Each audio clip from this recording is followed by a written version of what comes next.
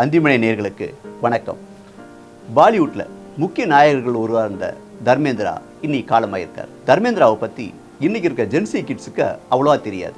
அவங்களுக்கு ஒரு விஷயம், அந்த காலகட்டத்தில் இந்தியாவோட ஹீமேன்னு பாராட்டப்பட்டவர் தர்மேந்திரா.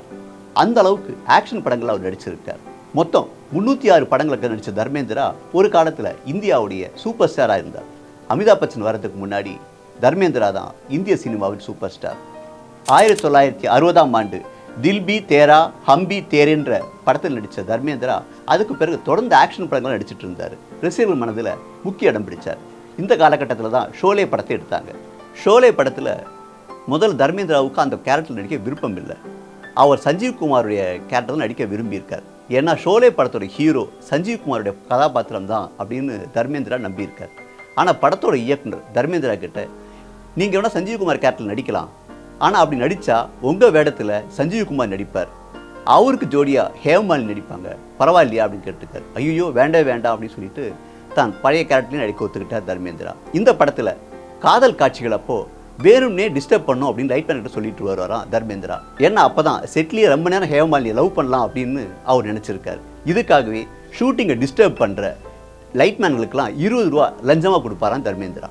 இப்படி கொஞ்சம் கொஞ்சமாக வளர்ந்துருக்கு அவங்களோட காதல். ஆனால் அமிதாப் பச்சனோட நேரம் பாருங்கள்.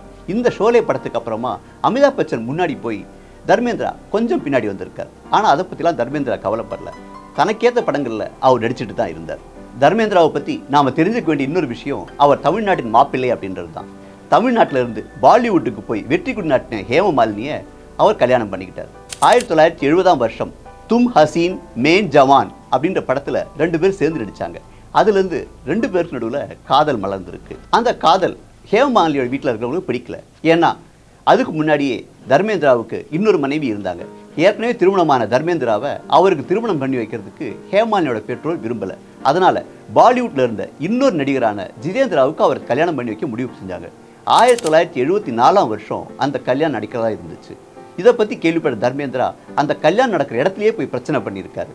ஹேமமாலினியை தான் கல்யாணம் பண்ணிக்கணும் அப்படின்னு சொல்லியிருக்காரு. கல்யாணம் நடக்கிற இடத்துக்கு வெளியில் சண்டை நடக்கிறத கேள்விப்பட்ட ஹேமமாலினி வெளியே வந்தப்போ அவர்கிட்ட போன தர்மேந்திரா, நீ ஜிதேந்திராவை கல்யாணம் பண்ணால் நல்லா இருக்காது, நம்ம 2 பேர் கல்யாணம் பண்ணால் நல்லா இருக்கும் அப்படின்னு சொல்லியிருக்காங்க. இதனால் குழப்பமடைஞ்ச ஹேமமாலினி தான் யோசித்து முடிவு இருக்கிறதுக்கு கொஞ்சம் காலம் வேணும் அப்படின்னு பெற்றோர்கிட்ட கேட்டிருக்காங்க.